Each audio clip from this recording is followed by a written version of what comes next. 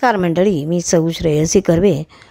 आपण श्री ज्ञानेश्वर संजीवन समाधी दिनाच्या निमित्ताने त्यांच्या साहित्याविषयी, ज्ञानेश्वर माऊलींविषयी, त्यांच्या साहित्याविषयी आणि या ऑडिओमध्ये पुढे संजीवन समाधीविषयी काही माहिती घेऊया. काल आपण बघितलं की गीता ही भगवंताची वाङ्मय मूर्ती आहे असं ज्ञानेश्वर म्हणतात आणि ज्ञानेश्वरीमध्ये तिचा अर्थ मी मराठी भाषेच्याद्वारे विशद केला आहे असं त्यांनी सांगितलं आहे. माझ्यासारख्या प्राकृताने गीतेवर टीका करणं हे खरोखर धार्ष्ट होतं, परंतु ज्ञानेश्वर माऊली म्हणतात की मी व्यासांचा मागोवा घेत आणि शंकराचार्यांना वाट पुसत गेलो आणि शेवटचा मुक्काम गाठला. मनात धरलेला हेतू तडीस गेला, मनोरथ पूर्ण झालं. हा माझ्या सद्गुरूंचा अनुग्रह. अमृताहून सुरस असं कवित्व या ग्रंथामध्ये प्रकटले ते माझ्या सद्गुरूंच्या प्रसादाने.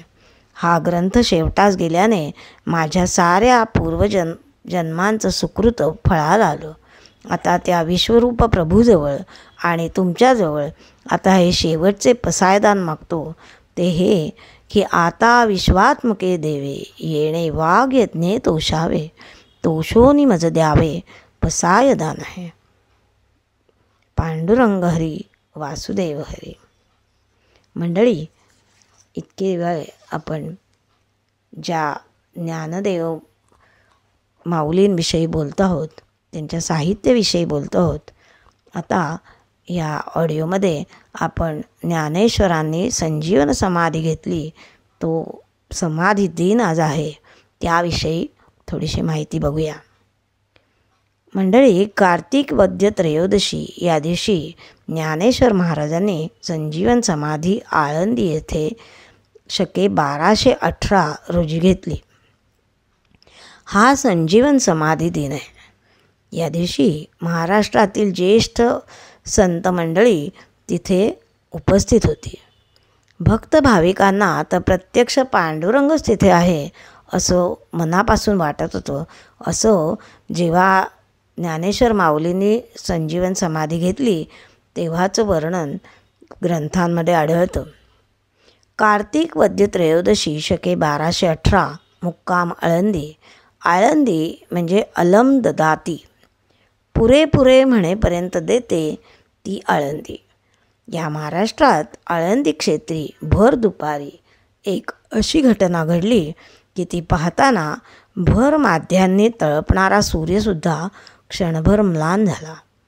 इंद्रायणीचे पाणी निमिषभर स्तब्ध झाले. सगळे चराचर सुन्न झाले. एक महायोगी फक्त 22 वर्षे वय असलेला ऐहिकाचा त्याग करून चिरंतनाच्या प्रवासाला निघाला होता. भगवद्गीतेवर अजरामर टीका करणारा हा महायोगी केवळ भाष्यकार नव्हता, तर असामान्य प्रतिभेचे वरदान लाभलेला एक महाकवी होता. भूत भविष्य वर्तमान या विकल्पांनाही आरपार भेदणारा दिव्य दृष्टी लाभलेला एक तत्त्वज्ञ होता. इहलोकाचे आपलं कर्तव्य पूर्ण झालं आहे, तेव्हा समाधी घेऊन ही जीवनयात्रा संपवायची असा विचार माऊलींच्या मनात बराच काळापासून असला तरी समाधी घ्यायची म्हणजे सर्वांची अनुज्ञा पाहिजे. तशी अनुज्ञा मागण्याची संधी कार्तिक शुद्ध एकादशीला म्हणजे प्रबोधिनी एकादशीला सगळी भक्तमंडळी पंढरपूरला जेव्हा एकत्र आली तेव्हा ज्ञानदेवांना मिळाली.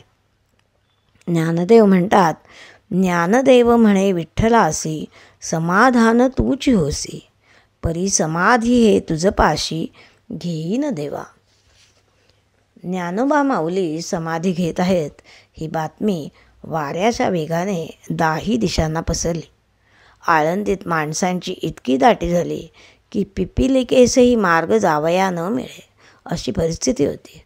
मर्त्य जगातून अमरत्वाकडे झेपावणारा ज्ञानोबा आपल्याला पुन्हा भेटणार नाही. मृत्योर्मा अमृतम गमयो हे शब्द खरे करून दाखवणार या कल्पनेने सगळेच खिन्न झाले होते. इथे असलेला प्रत्येक जण हा परमार्थाची तोंडओळख असलेला असा होता. ज्ञानेश्वर जात आहेत ही कल्पनाच त्यांना सहन होत नव्हती. निवृत्तीनाथांनी तर फारच ते गलबललेले होते. ज्ञानेश्वर हे त्यांचे शिष्य आणि कनिष्ठ बंधू. ज्ञानदेवांनाही मागे वळून पाहताना आपल्या लहान भावाची चिंता लागून राहिली होती. सोपानाचं समाधान कोण करणार असा ज्ञानेश्वरांनाही प्रश्न पडला होता. तेवढ्यामध्ये देव आले, प्रत्यक्ष पांडुरंग आले आणि ज्ञानदेवाने त्यांना विनंती केली की देवा, तुम्हीच आता सोपानाचं समाधान करा. नामदेव म्हणतात की नामा म्हणे देवा स्थिरावले मन, करिता समाधान अवघी यांचे. अशा सर्व परिस्थितीत माध्यांनी तळपणाऱ्या सूर्याच्या साक्षीने निवृत्तीनाथच पुढे आले आणि पुढे काय झालं हे पाहूया उद्याच्या भागात.